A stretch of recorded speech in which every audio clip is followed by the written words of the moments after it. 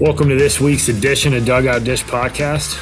I'm Andy Kira-Keys, as usual, joined by my co-host, Keith Glasser. Keith, how we doing? Great. How are you? Good, man. Excited to be here again. Got a couple good topics to talk about that I think will kind of bleed into each other. So topic number one, popular topic among kids, and I think that it gets blown up because of social media, but we want to talk about commitment timelines and how they apply to different levels, what those timelines look like when coaches are looking to hand out offers and how that differs from level to level. And then the second piece of the podcast today, which I think feeds into timelines and being informed in that, is getting an honest evaluation of where you fit in the college landscape and how important that is to effectively navigate this. We'll get in a little bit more detail there, but let's start on the timeline piece. My biggest thought for me that comes to mind with this is everybody's timeline is going to be different. And I know that sounds like a little bit of a cop-out and, kind of straddle the fence, but it's the truth. And one of the things that I think I've learned over the years, and I think it's becoming even more apparent this summer, is that all types of schools are looking for 2024s right now. Division I schools, ACC schools, SEC schools, all the way down to Division III schools. And it really, for me, it's about when is a kid recruitable and at what level is he recruitable at? And that's kind of my stance on timelines. And obviously, if you're a 2025 and you're not quite a Division I player yet, yeah, your timeline's probably going to be sometime next year. But if you're a 24, and there's a lot of opportunities that are still out there right now. I mean, I've talked to a handful of coaches even today, and I mean, they're still actively looking to fill out their 2024 class. And to be honest with them, none of them seem to be in a rush to finish. They really seem to like they want to do their homework. But what are your thoughts on that, Keith?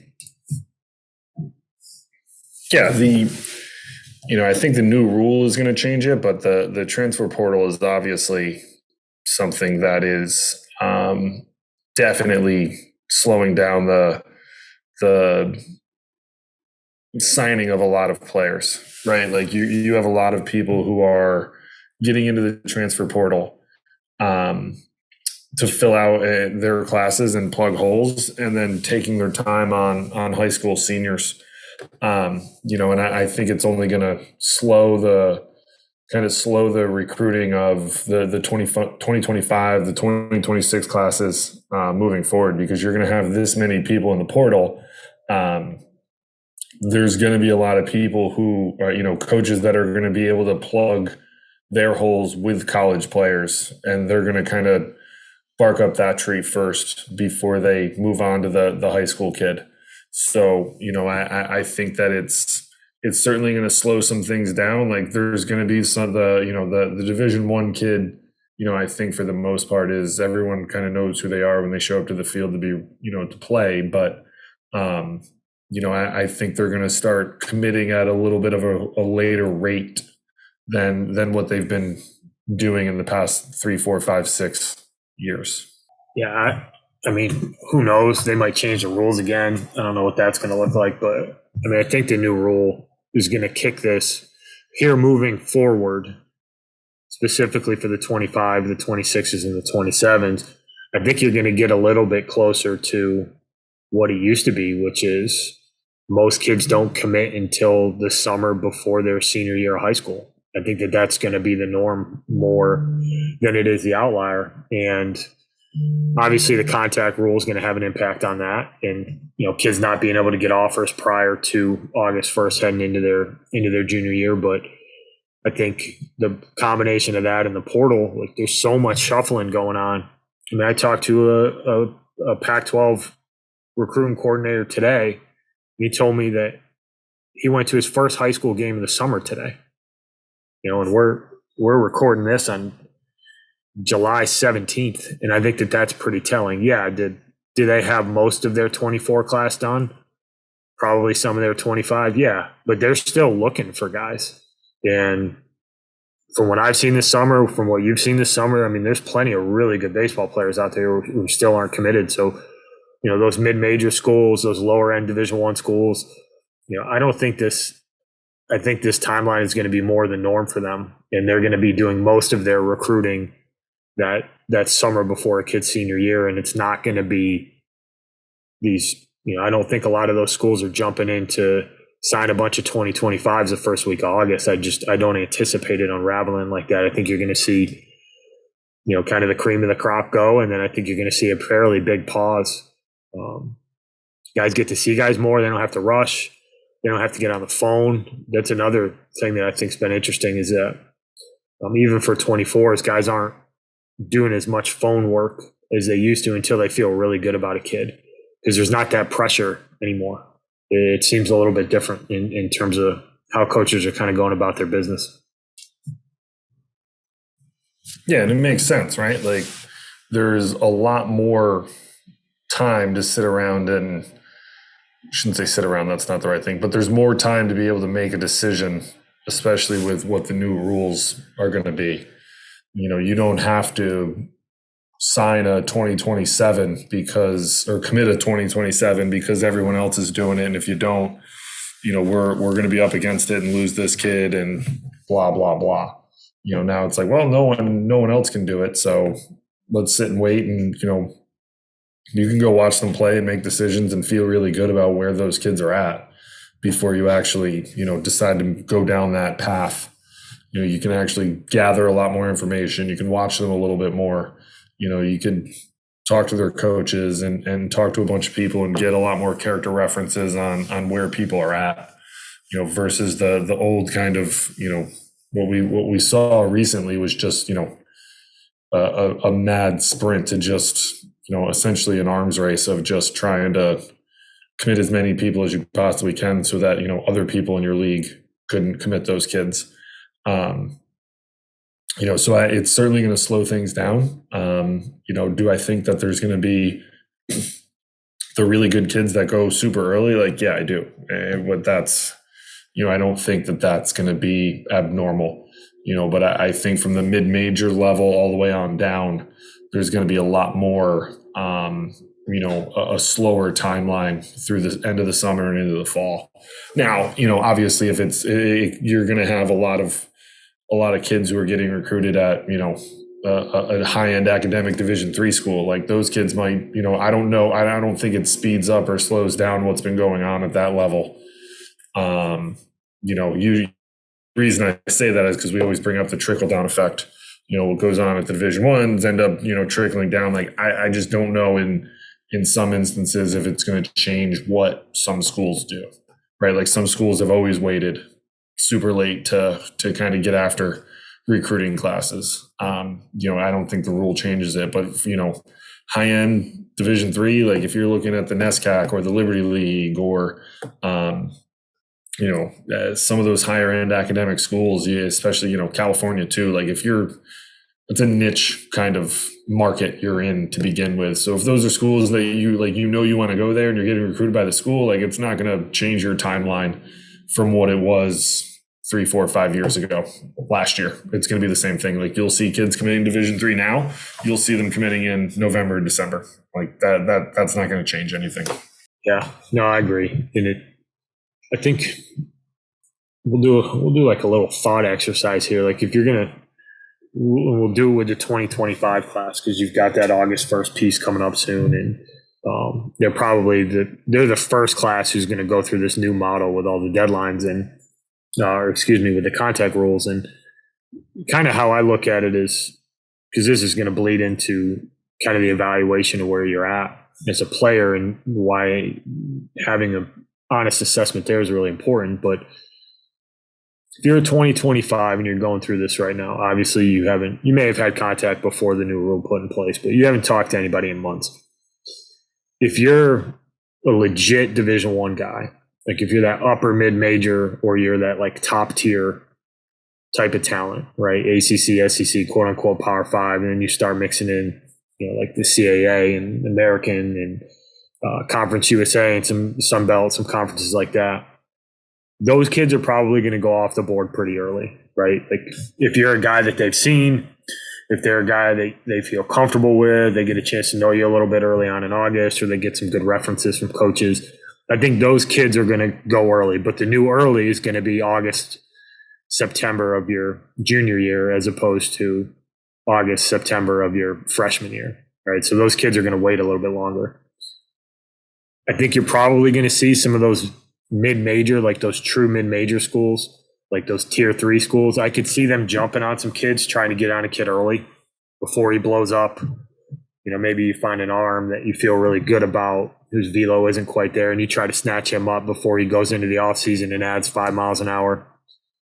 But fundamentally, if you don't get calls early in August and you're not getting heavily recruited, it's not a bad thing. And I think that that's one of the big takeaways for kids going through the process is you probably just need to get a little bit better. You know, you need to continue to develop, and you need to take that as evidence that you're not quite where you may think you are, or where you may want to be. But for Division II, Division III, junior college, NAIA, I don't think any of this changes anything for them, right? And you've recruited at all those levels, and I've recruited at 2 of those levels. You know, Division III, if you're 25 and you're not a solid Division I guy right now, 1, you need to get better, but 2, most of the recruiting is still actually going to happen the spring of your junior year, going into the summer of your senior year. Would you agree with that? Yeah, I do. I concur, Doctor. You know, I think this gets back to a normal, you know, pre 2011, 12. Like, it's going to get closer to that. You know, I do think that you're going to see a lot more of the college guy, you know, early college. Like, you're going to see a lot more guys at summer ball games recruiting the college summer leagues on guys in the portal, and not really hitting those bigger tournaments that you've seen. You know, are they going to be at somebody's going to be there? Yeah, but they're not going to be double covered. You know, I don't know how many guys are going to go sit down on, you know, the 14, 15U Wildwood Baton, Georgia tournaments anymore. It's not to say they won't be people there, but, you know, I think that you're going to see a massive shift in what's getting covered and for how long over the course of the summer for guys, because you can't wait, or you can wait, excuse me. Like, you have a lot of time to actually figure out whether or not there's going to be guys that can play for you. You know, and I think the rule is going to do what, you know, ultimately it was intended to do, where, you know, you're not over offering. We're not going to have guys getting dumped. You know, you're going to have to make a decision. You know, like, you might have made your mind up in July that you're going to offer a kid, or June or May, whatever, but like, you can't give it out until August. You know, and conversely, I think it helps where, you know, hey, if under the old rules, we would have offered this kid back in, you know, July of his sophomore year, you know, now you see him a full year later and he's the same kid. Like, he, you know, probably doesn't fit what you're going to. So now you don't necessarily, like, it's better for the kid in that standpoint too, right? Like, you're going to get that feedback of, hey, we thought you were a guy last year, but, you know, you're still a good player. Just you haven't progressed to where we need you to be to play at said SEC, ACC school. You know, but I think, you know, you're right. Just because you're not getting calls from Division I school doesn't mean you're not a Division I guy. You're not there yet. You know, and the whole goal of this is to continually get better. You know, so if you're not getting calls, like, just keep getting better. Eventually you'll get calls. It's no big deal. Yeah, the goal isn't to commit as early as possible. The goal is to find the right fit. I mean, I was talking to a good friend of ours, and one of his guys just committed to ODU. He's a 2024. Like, if that kid was all upset about not getting committed to a Division I school last summer, he would have been thinking the wrong thing. Like, the kid worked, he continued to get better. He was in good hands with Scotty, and up there working with him. He put in the time, he put in the effort.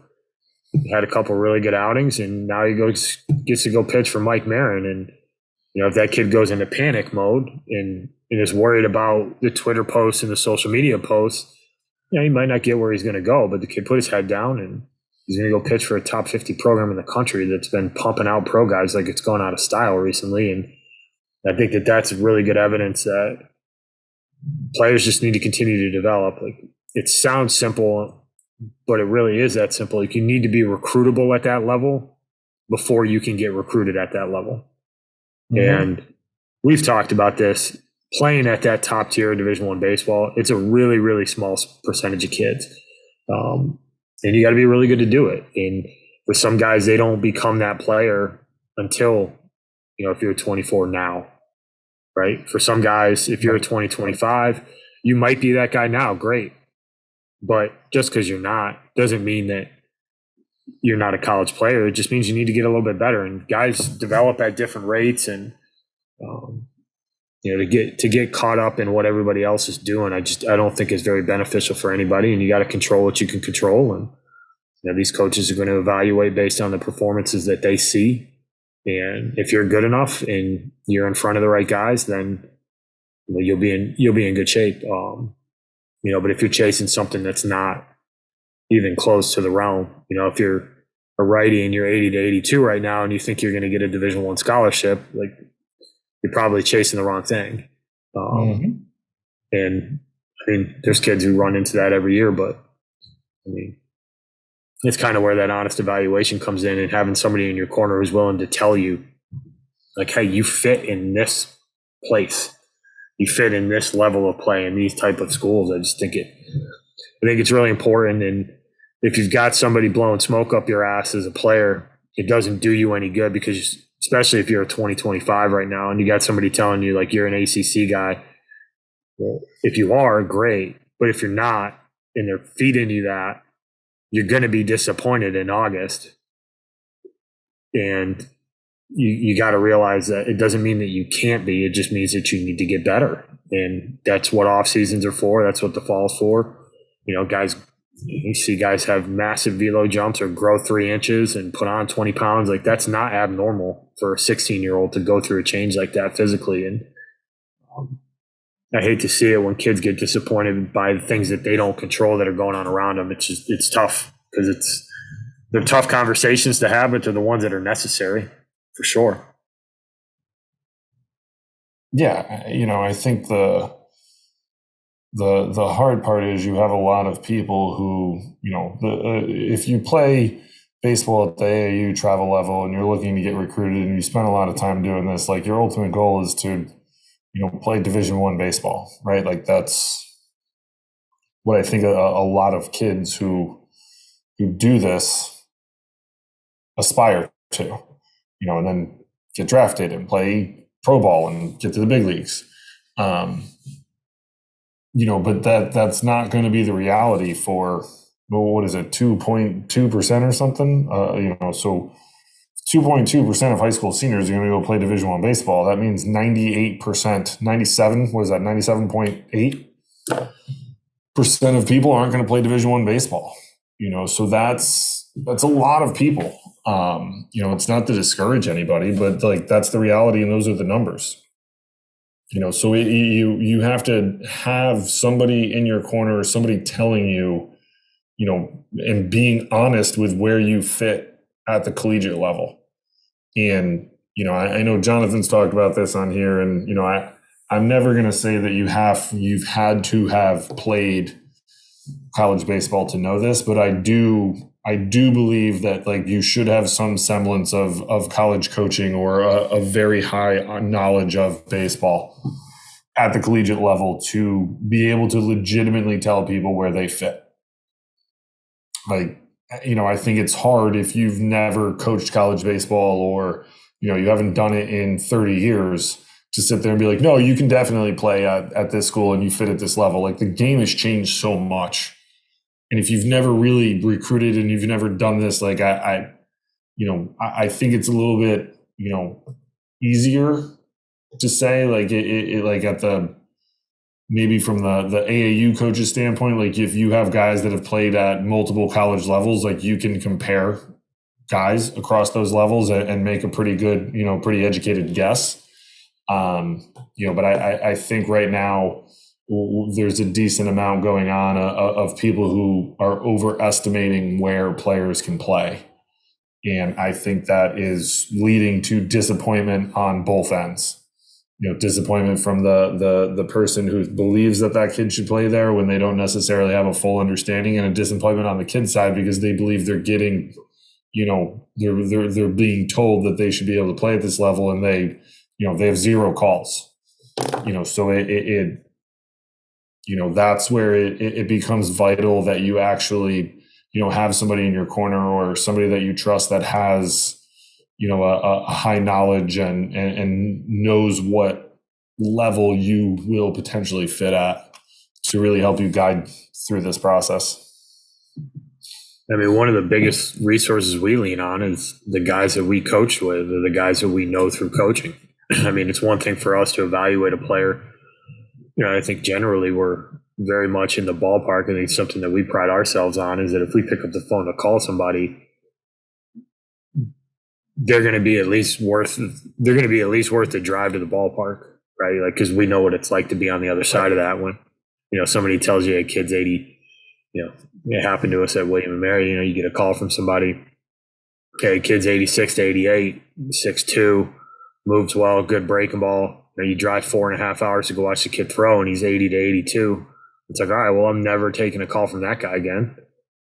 We don't ever want to be those guys. So like, that's important, but I know something that both me and you do frequently is we send video and information to guys that we trust, even if they're not a guy that is for that level, right? Like, hey man, what do you think of this dude? Like, because that feedback's crazy valuable because we can be wrong and like we value different things. So like I might send a video to one of our friends and they might come back and be like, hey man, can I get that kid on the phone? And I'll be like, shoot, I didn't think he was quite that good.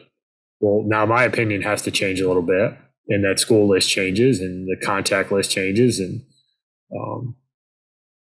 that feedback is just, I think it's the most important thing, not only for the recruiting process, but the development process. Like if you're in 2025 and you're getting feedback that you're not quite one of those top tier guys, you can either use it and get pissed about it and be upset about it that, they're overlooking me. Like you can use that excuse if you want, or you can take it and be like, all right, well, I need to close the gap on the competition. So what do I need to do to get there? And the kids who take that approach and just put their heads down and just continue to try to get better, it seems to usually work out for those kids. But that's also where you need the person who's in your corner, they need to have the understanding of what you need to do to close the gap as well. Right. Like, they can't be the person that's like, hey, I think you're a Division I guy and there's no Division I school recruiting you. Like, okay, like what do you have to do to close the gap then? If this person's telling you can play Division I baseball, yet no Division I school is recruiting you, like there's a disconnect there, right? Like, so this person thinks I'm good enough, but yet not one school is actually recruiting me. So where are you getting your, like, what feedback are you getting that is going to tell you what you need to do to get better? Because if that person can't provide that for you, then you should probably go look somewhere else. Yeah, absolutely. Like if they can't give you a concrete reason as to why, then right. You probably need to. Like if I keep telling you, Andy, that you're a Division I baseball player, but come October, not one Division I school has called you or is recruiting you. Like, and then you ask me like, hey, like you keep telling me I'm a Division I guy, but no one's recruiting me. What do I have to do to get better? And I'm like, I think you're good enough. Like, that's great, but that's not getting me recruited. So like, if you have somebody who's telling you that you fit at a specific level and not one person is recruiting you from that level, like you need to question how much that person knows and what they're actually doing to help you.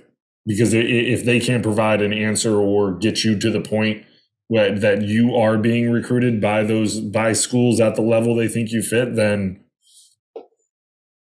you're just paying them money to, you're putting food on their table.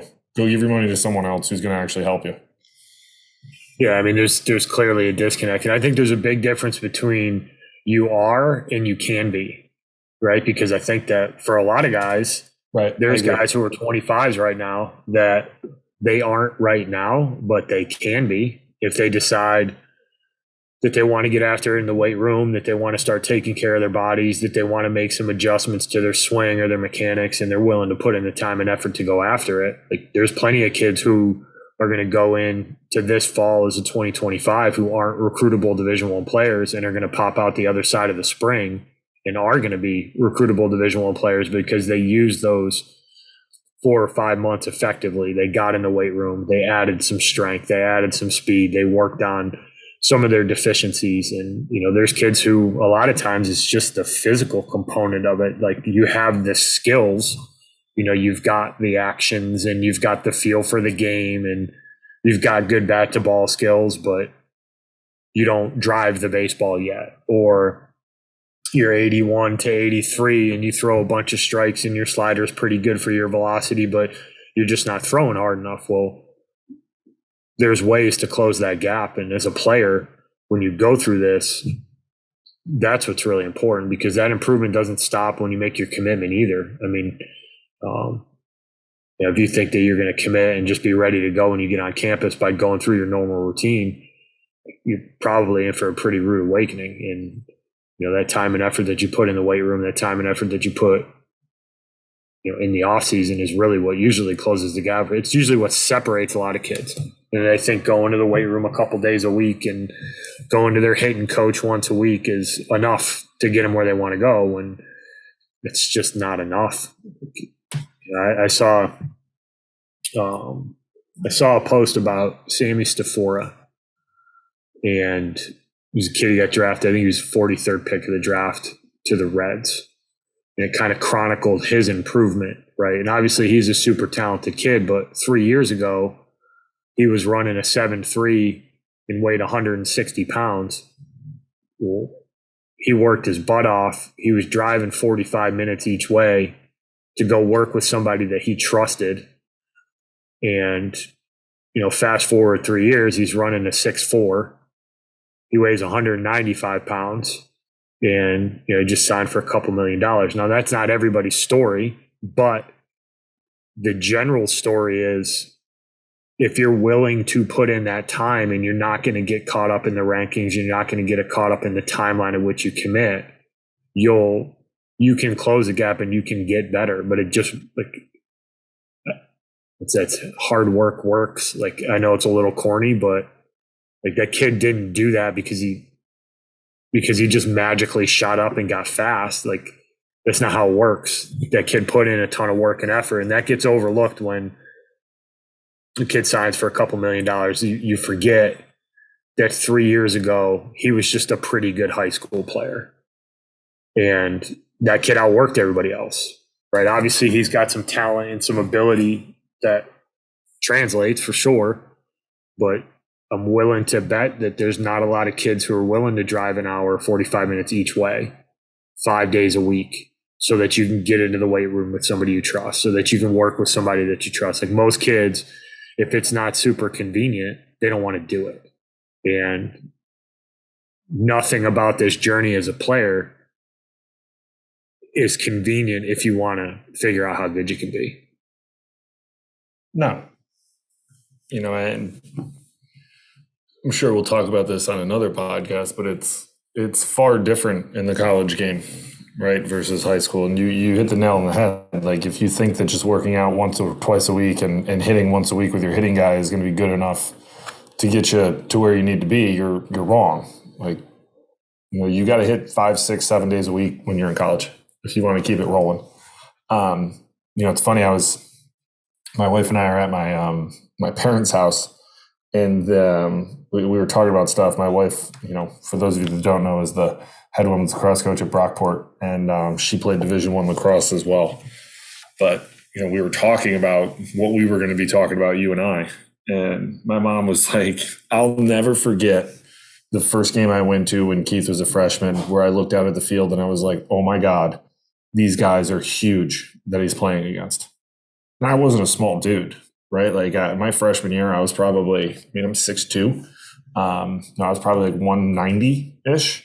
So I wasn't small, but my mom would be like, wow, like, these guys are enormous. It tells you something. That was 2005 was my freshman year. Think about it now.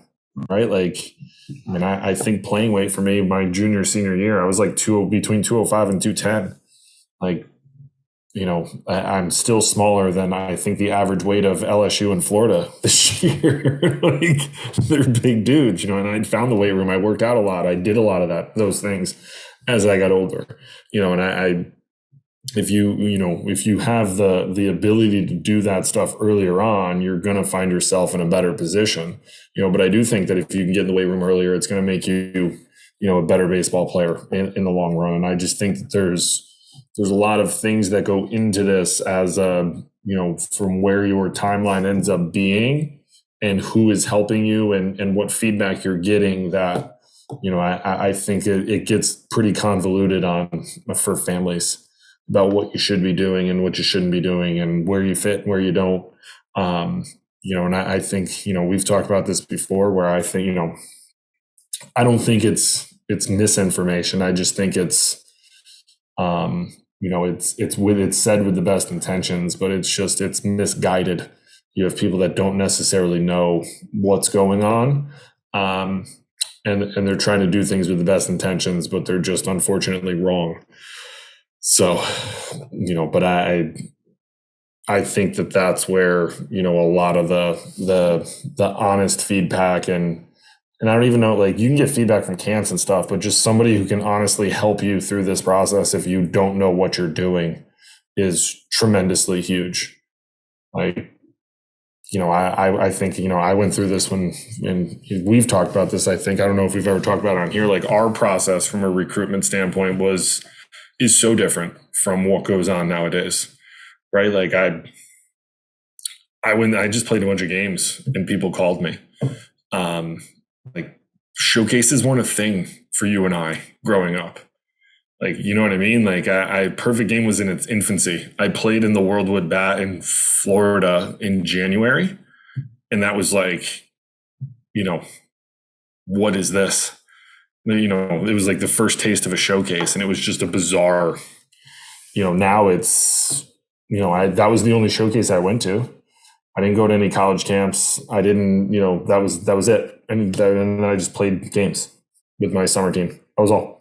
Got recruited. So, like, what my process and probably similar to yours is, it's foreign to me what these kids go through now. Obviously it's not foreign from the standpoint of, like, I did this for 16 years and I know what they go through, but what they go through from a recruitment standpoint now is a complete 180 from what I went through. It's not even close to what you did or I did. What I did. I can't speak for you, but what I did. Jeez, dude, I freaking great Sheffield, Massachusetts. We didn't have a stoplight in the town I grew up in. Like, I mean, I committed March in my senior year of high school. Right. And think about that. And I ended up, playing for a program that won a lot of games. And yeah, it's different now, but I often think back of rule number one when I was coaching at William and Mary with Coach Murph, who I got a chance to see up in Boston this past 2 weekends ago. Rule number one was don't panic. It never does anybody any good. And I think that applies to recruiting. Like, don't panic, especially if you're a 25. Like, don't panic. Take a look at the situation, assess it honestly. Take a look in the mirror, assess where you are, and you need to have a conversation with yourself and go, I'm not where I want to be. What do I need to do to get there? And if you have pause about the amount of effort that you need to get there, you either need to come to terms with that maybe where you think you want to go isn't where you're going to go, or you need to really get to the drawing board and go, all right, like, I want to be a Division I scholarship player. Nobody's calling me right now. What do I need to do? All right, well, I weigh 160 pounds. I need to get stronger. I don't throw hard enough. I need to go get stronger so I can throw harder.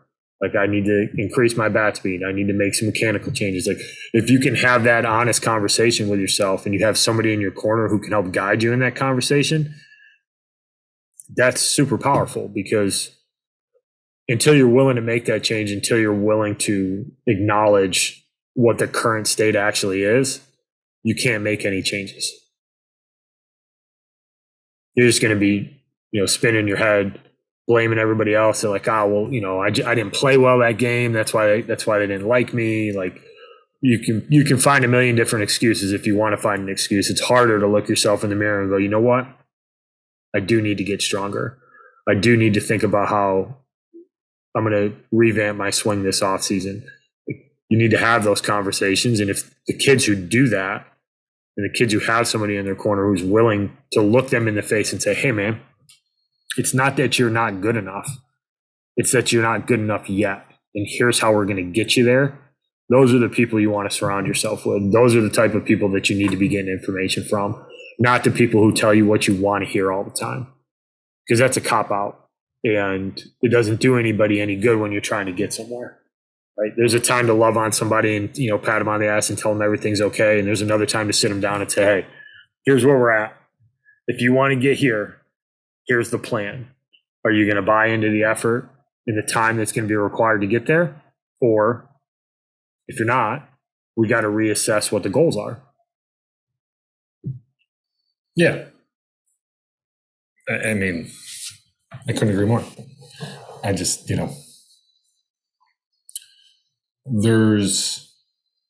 this is a tough process to navigate for the vast majority of people. Right. Like I think that it's relatively easy for people if you're going to play in the SEC or the ACC, Big 12, like relatively straightforward.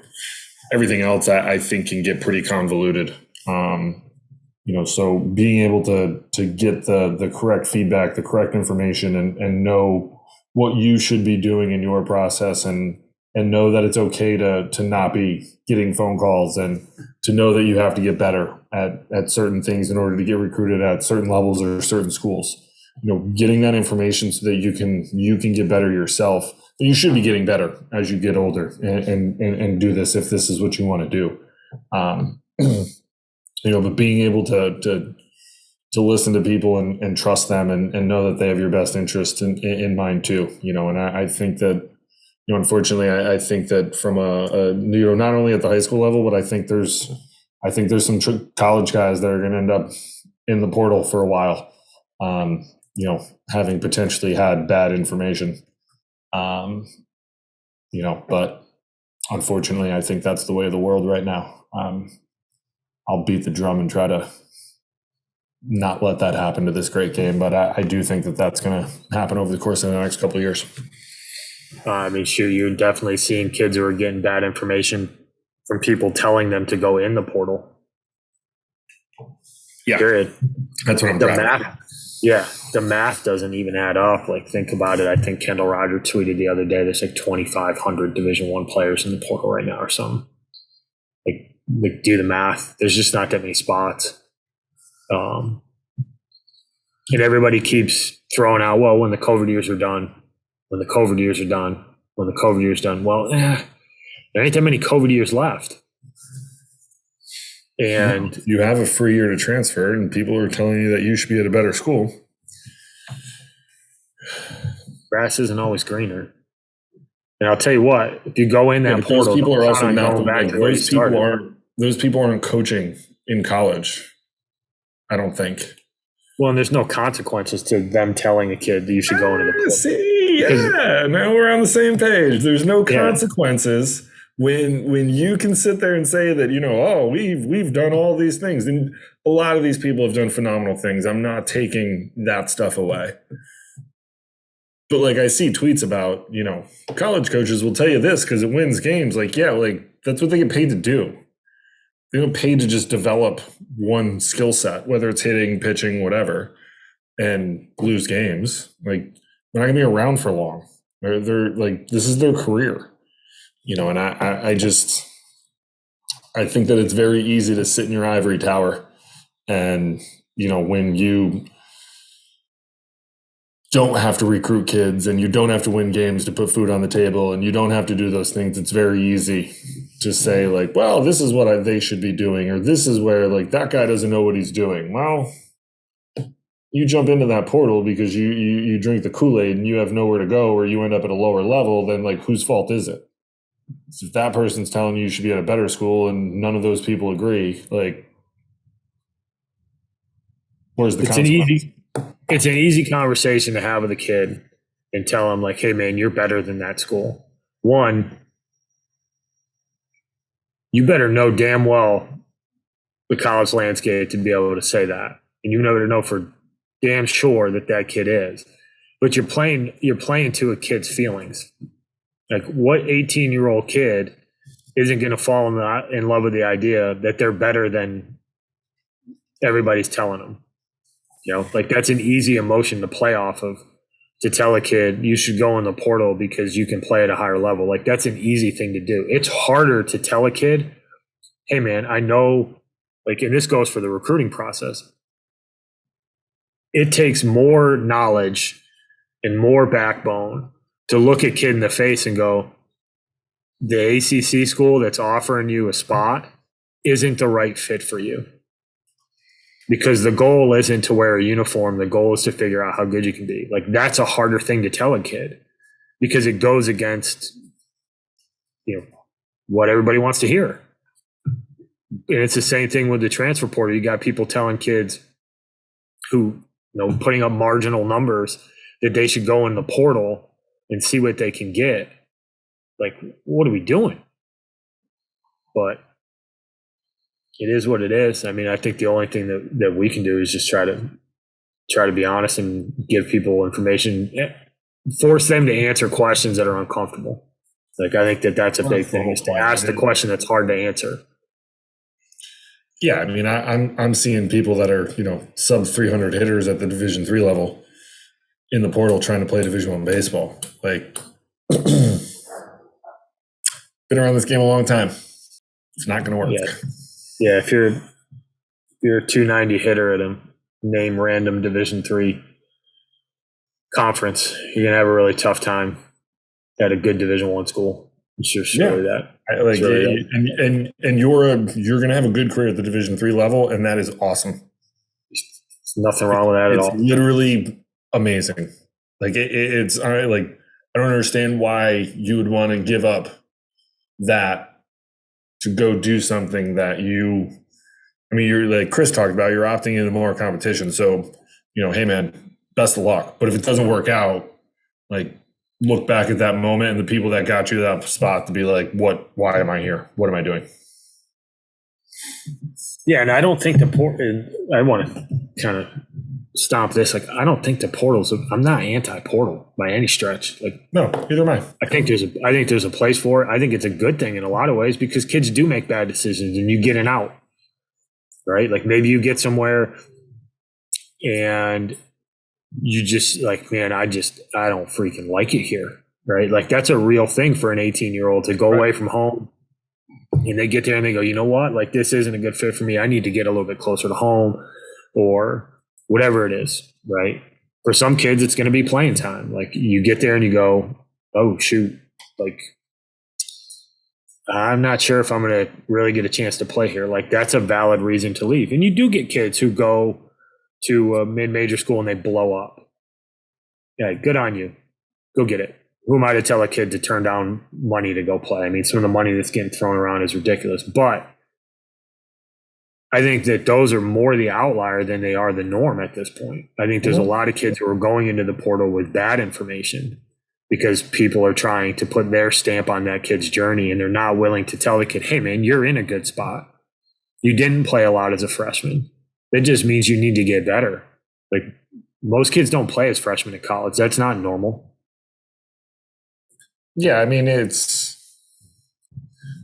not the old like, you know, well, we don't play freshmen. It's just, you know, the game's bigger, faster, stronger. You're playing against grown men. You know, there's a bigger difference between 18 and 21, 22 than there is between 15, 16, 17, 18. Right? Like I've always found, you know, that like that maturity from a body standpoint from in college is far more significant than you'll see from like 16 to 18 in high school. You and you're going to get bigger, faster, stronger, things like that. But I'm not anti-portal at all. I there's a place for it.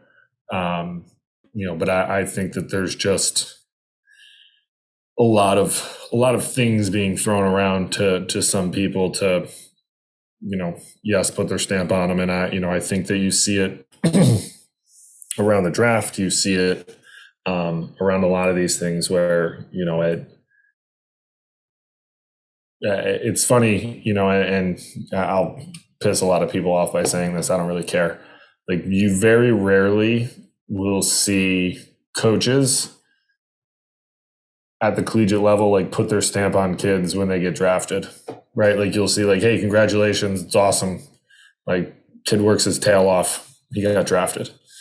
You'll see a lot of people who don't coach that are like, we had 47 guys drafted. We had this guy wore a uniform on the, Columbus Day Classic. Like, I get it. You're making money, man. So that's what you're doing.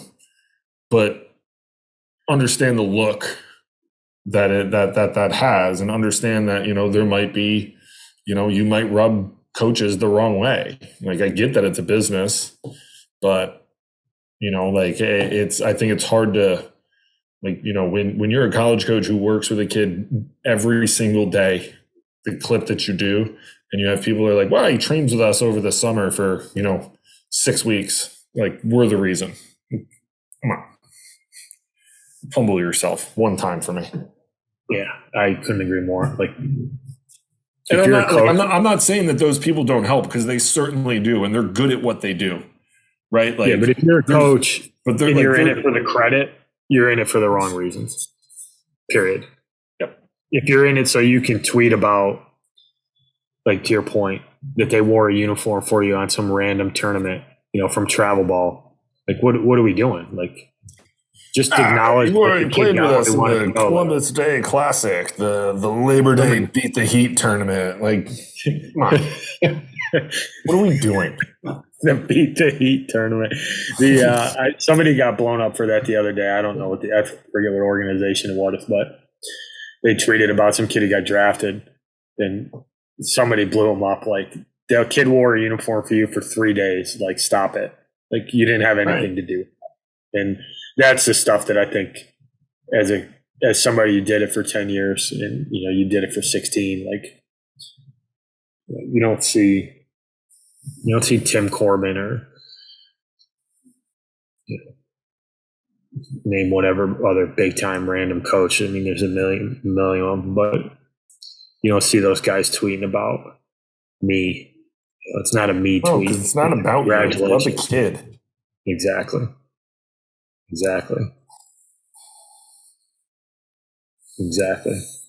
The one I'm on my soapbox tonight. I love it when you're on your soapbox. We get good info out of Coach Glasser when he's on a soapbox. The one other piece I wanted to touch on real quick before, because I think this is valuable for families who are going through this to really understand the landscape, is talk to a bunch of coaches, and almost to a T, they're saving money for the transfer portal, period. So for 24s, they're holding off scholarship money in their 24 class because they know that come next year, come this time of year, there's going to be a college kid who's ready to go for that fall that they don't have to guess on, right? We've gone through this with Synergy, with True Media, all the video that's accessible, all the TrackMan data that's accessible, that you can make a much better decision and you can get a kid who's already ready. And that's a thing. Like, anybody who's dealing in the portal, and it's not everybody, but a lot of Division I schools are using the portal in different ways. Some are using it to reload. Like, you're seeing that in the SEC, where they're getting 5 or 6 guys out of the portal to reload for next year or to rebuild. Ole Miss had a down year. Well, they just went and stocked up on like 6 of the biggest names in the portal. So you're getting some of that, but you're also getting a lot of other schools that are just holding off a full scholarship until next year so they can go get a junior college kid, or they can go get an arm that can fill in their staff. And I think that's important to recognize too, is that you're going to see more kids, especially with the roster expansion, you're going to see more kids who are going to get offered roster spots, but you're not going to spend money on them. And that's a real thing. And I think as a player and as a parent going through this, you have to understand that that is a variable that you have to account for. And there's going to be kids who are going to get those Division I offers that they're going to say, hey, can you come to school for free? If you're willing to do that, great. But understand that that's a real thing, and it's impacting how coaches are navigating, because they have essentially what amounts to like a quasi free agency. And I don't blame them. If I'm trying to continue to be really good at that level and I have an opportunity to pick through a couple hundred arms that could help me, and I know that they're good because they've already done it at that level, I'm going to save that money for a college kid who can help right away and not worry so much about the high school kid that I'm kind of gambling on a little bit. Yeah, I mean, I think it's the same. It's the same strategy that they used with a lot of the COVID year stuff, right? Like, they now with the you have the year or the one-time exemption. I can't tell you how many guys I talked to during the COVID years where they were like, class, what do you got for me? Like, do you have any guys who want to transfer for grad school? Like, I would rather spend money on a guy that I know, has played for you, and I can go to College Stats and see the success that they've had and bring them in, versus, a high school kid who hasn't played in a year and I haven't been able to really see. So I think that like it's just a continuation of that in the sense that they can, they have 4 years of data they can go to. They can get on Synergy, True Media, TrackMan, they can get everything they need and be like, yeah, this is going to play.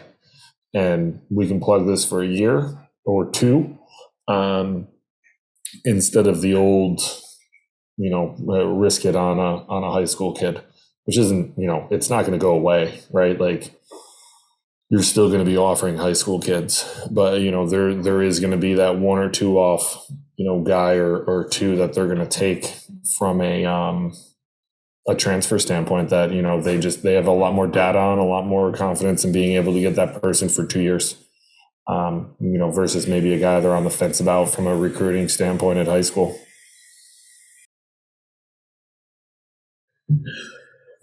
It makes sense. It drives home that winning is paramount in college, and that's what coaches are always going to defer to. They're going to try to find guys who can help them win. So with that, Coach Glass, we'll give you a chance to step down from your soapbox, and thank you. We'll close this one out for a day. Thank you, everybody, for listening. If you're watching on YouTube, subscribe, hit the like button, smash it. Smash it. You can find us on Apple Podcasts, Spotify. Go ahead and follow us there. Give us a listen. And if you're looking for some social media content, Twitter and Instagram, EMD Baseball. And if you want to learn a little bit more about what we do, our backgrounds as coaches, as well as what we do with EMD Baseball, please go to emdbaseball.com. Until we meet again.